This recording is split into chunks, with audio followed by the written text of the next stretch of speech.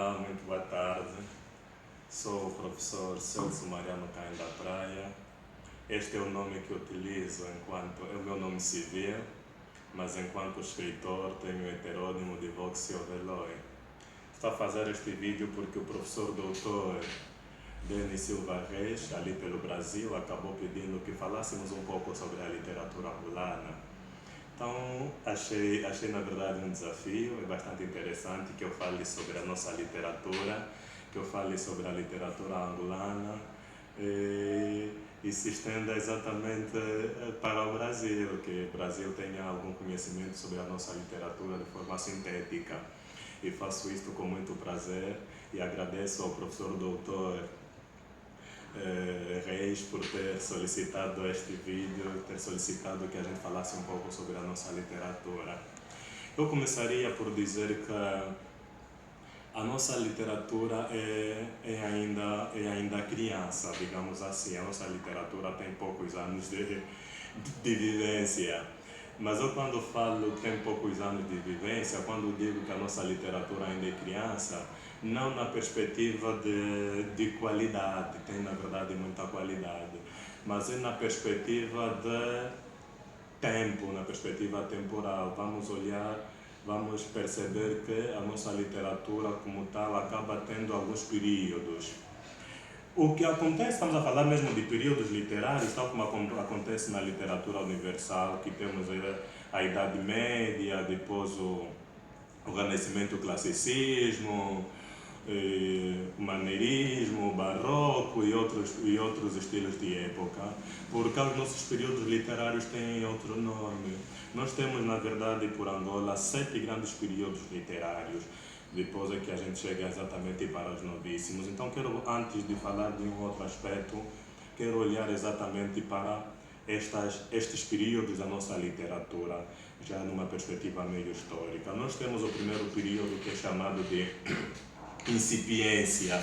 Aliás, como o nome traduz, é exatamente mais fácil perceber. A incipiência vai exatamente das origens até 1848. Nesta fase quase não se fazia literatura, mas eu estou a falar literatura na perspectiva escrita. O que mais existia era a oratura, embora alguns existam estudiosos que prefiram chamar de literatura oral, o que eu estou a chamar de literatura, de oratura, e há outros que também acabam concordando com esta terminologia. Neste período da incipiência, a produção era mais oratura, estou a falar exatamente noutra linguagem de literatura oral. Os nossos mais velhos acabaram passando cultura, passando princípios, acabaram moralizando a sociedade e a juventude, porque isto também é uma das funções da literatura, através do discurso oral. Isto acontecia nos onjangos. Nós temos alguma coisa na nossa tradição banto, na nossa cultura angolana, que se chama onjango.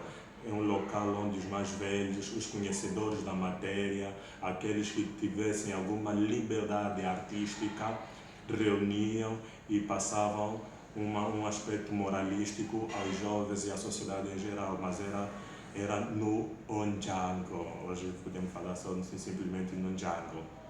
Ora bem, a seguir esta fase da incipiência, então temos a fase dos primórdios. Estou a falar já do outro período, o segundo período, que é chamado de primórdios. Este período vai de 1849 a 1902. Neste período de primórdios, acabamos nos deparando com 2 grandes nomes fundamentais, porque é ali que começa exatamente a escrita. É ali, quando falo começa a escrita, estou a falar exatamente da primeira obra publicada, a primeira obra literária publicada por um angolano. Surge exatamente a obra Espontaneidade da Minha Alma, As Mulheres Africanas. Algumas edições dizem apenas Espontaneidade da Minha Alma, mas há outras que acabam referindo a Espontaneidade da Minha Alma, As Mulheres Africanas. Estamos a falar de uma obra de José da Silva Maia Ferreira, que é o primeiro escritor angolano. Nesta fase dos primórdios, ainda tenho a referir Alfredo Troni, cuja obra é Ngamuturi. Alfredo Troni não nasceu em Angola, mas acaba sendo escritor angolano por se identificar com a causa angolana. Então, o facto de ter se identificado com a causa angolana faz exatamente que Alfredo Troni seja considerado um escritor angolano. Temos a terceira fase, que é chamada de Prelúdio, que vai de 1903 a 1947. A temática nesta fase do prelúdio era exatamente da colonização, da negritude, do neorrealismo, tal como aconteceu também quase pelo todo o mundo. Então a temática estava envolvida exatamente a esta particularidade. Colonização, negritude e neorrealismo acabaram gritando, acabaram exatamente valorizando o negro, acabamos entrando para a própria revolução. E um dado bastante interessante nesta fase é bom lembrar que a nossa temática da negritude, a nossa temática da colonização não foi o fruto do acaso, é mesmo porque também os nossos mais velhos naquela altura terão já se cruzado com as teorias de MCZ, as teorias de Senghor. Então isto também contribuiu para que os nossos escritores daquela altura tivessem textos virados a esta particularidade. Quero referir ali, neste período do prelúdio, dois grandes nomes também, Tomás Vieira da Cruz e Geraldo Bessa Vitor. São escritores que terão também feito alguma coisa de qualidade nesta fase. Não sem desprimorar os outros, sem menosprezar os outros, mas eu preferi trazer estes dois nomes. A seguir a esta fase, este terceiro período, que é de prelúdio, temos exatamente o quarto período, que é a formação da literatura, que vai de 1948 a 1960. Mas eu quero aqui olhar para esta fase, este quarto período de formação da literatura, não como se não existisse a própria literatura como tal. A literatura acaba sendo formada só nesta fase, não é nesta perspectiva, mas é na perspectiva de que os movimentos literários, as organizações literárias acabam tendo foco, acabam tendo eco e acabam surgindo neste período. Então aí o nome de período de formação da literatura é a fase da organização literária da nação. Então aí surge o MINIA, que é o movimento de novos intelectuais angolanos, cujo grande precursor foi Viriato da Cruz e depois Antônio Cardoso. Viriato da Cruz e Antônio Cardoso foram exatamente os precursores do movimento de novos intelectuais de Angola. Surge também a revista Mensagem, que acabou aparecendo através da SEI, a Casa dos Estudantes do Império. E uma coisa interessante que eu estava de passar, talvez pelo Brasil já terão ouvido falar destes dois grandes nomes. Aliás, não há por que não terem ouvido destes dois grandes nomes, porque quando se fala de Angola deve-se falar destes dois grandes nomes da nossa política. Estou a falar de Agostinho Neto e de Jonas Savimbi. São dois rivais políticos que viveram juntos na SEI, já viveram juntos na SEI. E se quisermos consultar, basta pegar a mensagem, há ali uma página de assinatura de todos que terão passado pela SEI, e lá encontramos a assinatura de Jonas Savimbi e a assinatura de Agostinho Neto. Estes dois grandes senhores da nossa política angolana já viveram juntos na SEI, mas acabaram se falando num dado momento alguns rivais na perspectiva política. Ora bem, é nesta fase da formação da literatura que José Landino Vieira, Antônio Jacinto e Antônio Cardoso são presos. São presos por quê? Como todo mundo sabe, estamos a falar exatamente de uma fase de colonização ainda. Ainda não havia independência. E aqueles que, na verdade, quisessem pôr a cabeça um pouco mais acima, quisessem mostrar que têm um pouco de liberdade discursiva e literária, tinham de ser presos, porque iriam abrir o olho ao povo, iriam tirar o povo da caverna. Então estes senhores foram presos. Ora bem, já partindo para outro período, que é o período do nacionalismo, que vai de 1961 a 1971. Ali a coisa ficou bem mais apertada mesmo, as temáticas estavam ligadas à guerra, ao sofrimento, à opressão. O povo queria falar sobre a liberdade porque vivia oprimido. O povo queria olhar, falava exatamente do sofrimento porque sofria. Havia conflitos, havia guerra. Então, os nossos escritores, como acontece, e é este o papel do escritor também, olhar para a sociedade, olhar para o real e transformar aquilo em ficção, olhar para o real e fazer que esta realidade seja levada às outras pessoas através da escrita. Então eles começaram a fazer isto, começaram a escrever sobre estas temáticas. Quero enfatizar aqui Agostinho Neto. Agostinho Neto já escrevia nesta altura. Quero enfatizar aqui a obra Picadas de Marimbondo, de Ernesto Lara Filho. Quero aqui te chamar o discurso do nosso atual presidente João Lourenço, quando fala de marimbondos. Eu fiquei a pensar que João Lourenço terá lido Picadas de Marimbondo de Ernesto Lara Filho, porque o contexto era exatamente quase similar. Então, nesta fase do nacionalismo, depois de Landino Vieira, Landino Vieira acabou sendo liberto, mas Landino Vieira acaba estando nestas particularidades porque acabou sendo o precursor, o revolucionário da nossa estilística. Landino Vieira acabou implementando outra forma de fazer literatura, outra forma de escrever a literatura, porque depois da prisão então tinha de refazer, tinha de construir de forma diferente, tinha de usar outra linguagem, evitando deste modo que as coisas não chegassem de forma muito visível aos outros. Então Landino Vieira é exatamente o revolucionário da estilística angolana. Ora bem, então depois da fase do nacionalismo temos a fase da independência, que vai de 1972 a 1980. Nesta fase da independência acaba surgindo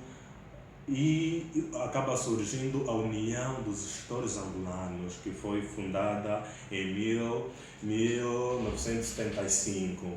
Olha que Angola tornou-se independente em novembro, e em dezembro do mesmo ano é fundada a União dos Escritores Angolanos, para ver se acabamos tendo uma liberdade mais artística, uma liberdade discursiva, uma liberdade literária, e assim pudesse se fazer literatura no sentido próprio da palavra, não que não se fizesse antes, mas se fazia, só que era uma literatura panfletária, uma literatura ligada ao combate, uma literatura engagée, mas nesta fase a literatura acaba tendo outra particularidade, ok? Então houve uma tríade temática nesta fase da independência, que era nação, pátria e Estado.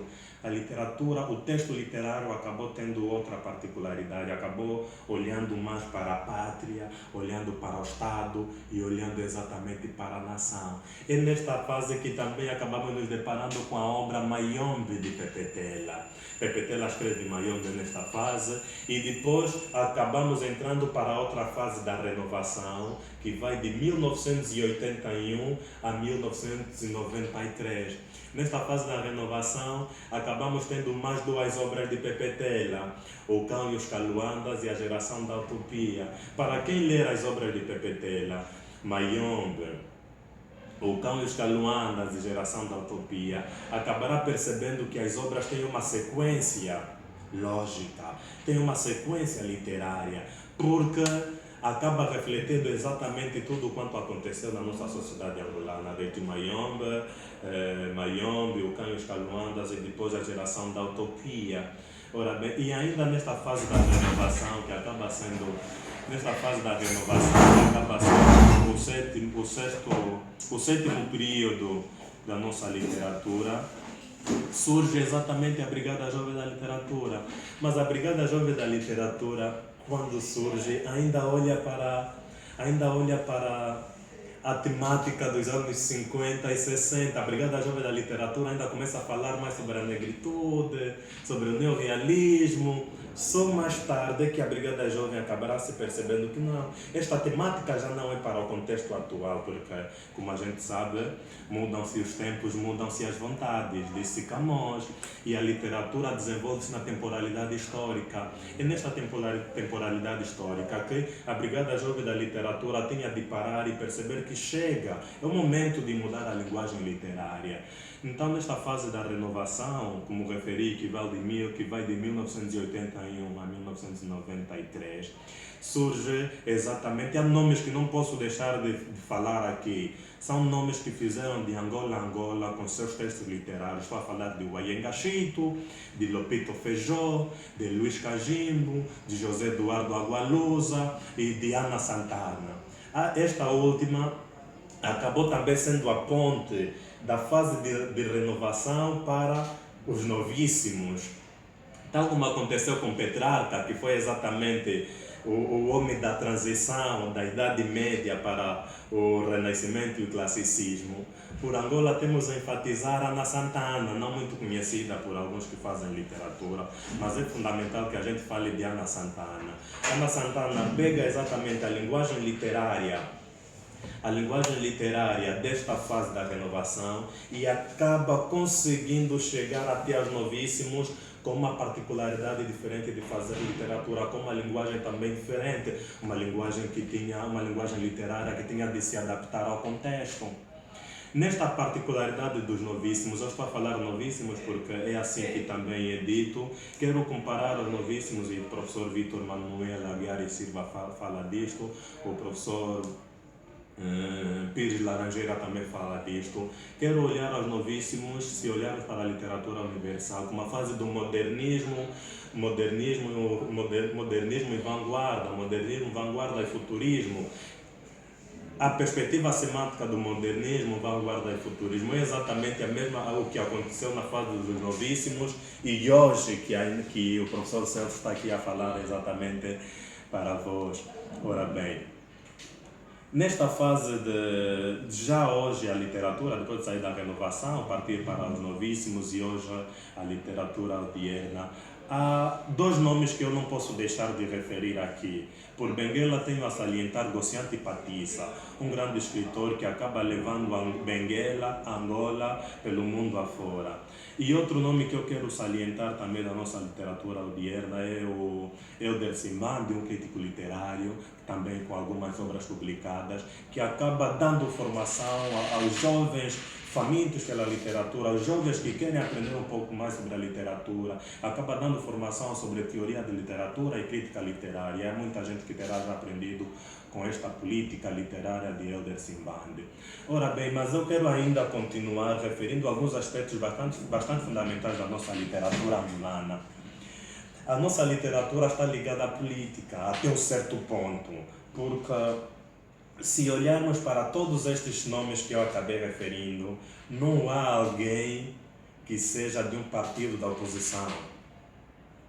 Talvez um ou outro possa ser, mas não mostrando a bandeira que eu sou da oposição. Então, há uma ligação entre o partido no poder e é normal que isto aconteça, porque a União dos Touros Angolanos foi fundada por Agostinho Neto. Temos de saber que Agostinho Neto foi exatamente não só presidente da República, mas presidente do maior partido angolano, o maior partido no poder angolano, que é exatamente o MPLA. Então, os nossos escritores têm exatamente esta particularidade também. Outro dado importante que eu quero referir é o que se faz hoje, escritores, crise financeira.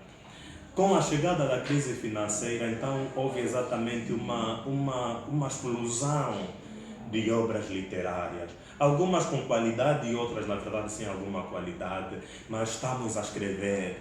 Hoje já não está, alguns já não escrevem olhando exatamente para as próprias funções da literatura, a função catártica, a função pragmática e muito mais. Não, acabam escrevendo porque talvez dê algum dinheiro, talvez eu consiga alguma coisa, e acaba matando um pouco o poder literário, acaba matando um pouco aqueles poucos que ainda escrevem bem, aqueles que ainda querem continuar com o projeto literário como mandam as regras do próprio sistema literário. Então eu quero trazer este dado aqui para chamarmos a atenção que é fundamental, e a crise financeira não é só angolana, é universal. Então ali pelo Brasil também, caso haja exatamente aqueles que fazem literatura olhando para um fator monetário, isto não é salutar, porque acaba matando o espírito artístico, porque vai fazer que a pessoa escreva olhando para quem vai comprar o livro, vai fazer que a pessoa escreva olhando para o público-alvo, e quando o escritor olha para o público-alvo, mata exatamente a liberdade artística, mata o que é arte, porque a arte não pode olhar para quem vai comprar ou para quem vamos vender as nossas obras. Outro, já para finalizar este vídeo, e o nosso amigo, o professor doutor Denis Silva Reis poderá, na verdade, se calhar ficar meio cansado, mas quero já terminar, olhando ainda para o contexto atual. Os nossos escritores e a literatura angolana isso já aconteceu também antigamente, acaba não olhando muito para os versos isométricos, os versos isométricos e isorrítmicos. Os nossos versos são com muita frequência heterométricos e isorrítmicos. E mesmo a própria rima não é muito presente. O que o angolano procura fazer é não sair da estética. E o que o angolano procura fazer quando escreve é exatamente cumprir a função estética da literatura. Não só a função estética, outras funções, mas não olha exatamente para aquilo que é tanto a forma. E como nós sabemos, isto acabou sendo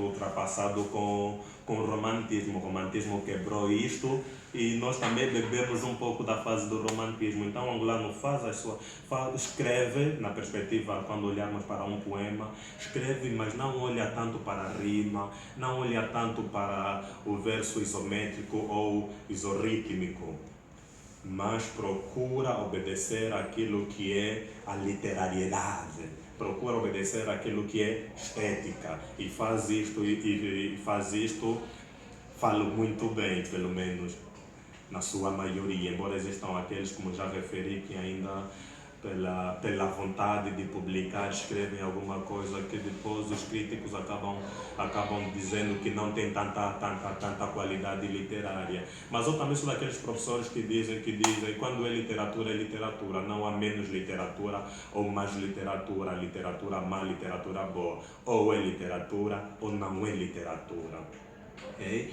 E finalmente quero salientar a presença do falar popular nos nossos textos. Sobretudo quando se faz narrativa, os nossos textos acabam apresentando alguns vocábulos das nossas línguas nacionais, umbundo, nganguela, quimbundo, imbinda, acabam apresentando alguns vocábulos das nossas línguas nacionais, e não só falar vocábulos das nossas línguas nacionais, mas também acabam apresentando construções frásicas populares, porque é normal que isto aconteça. A linguagem literária, o nível literário pede isto. Se eu quiser enfatizar personagens cuja vida social seja de baixo nível, digamos assim, vou olhar exatamente para um bairro e as personagens vão falar como se fala no bairro. Não é erro isto, e todo mundo sabe, não é erro isto, é apenas uma perspectiva estilística. E eu enfatizo, os nossos escritores enfatizam muitas vezes este falar popular para engrandecer e enriquecer a própria obra literária, o próprio sistema literário, e também para evitar que se fuja exatamente daquilo que é literatura, para evitar que não se fuja daquilo que é literatura angolana. A literatura angolana tem de ter marcas, a literatura angolana tem de obedecer exatamente alguma particularidade, mas não digo aqui obediência como se existissem regras, não é? Eu digo aqui obediência olhando para aquilo que é o próprio sistema literário angolano. Ora bem, são estas coisas que eu queria falar, são estas particularidades que eu gostava de partilhar sobre a literatura angolana, tanto para o nosso povo angolano quanto para o povo brasileiro. Espero que gostem deste vídeo, que acaba envolvendo exatamente a própria, acaba envolvendo uma certa síntese da nossa literatura angolana. Agradeço imenso, foi um prazer falar para vocês. Muito obrigado.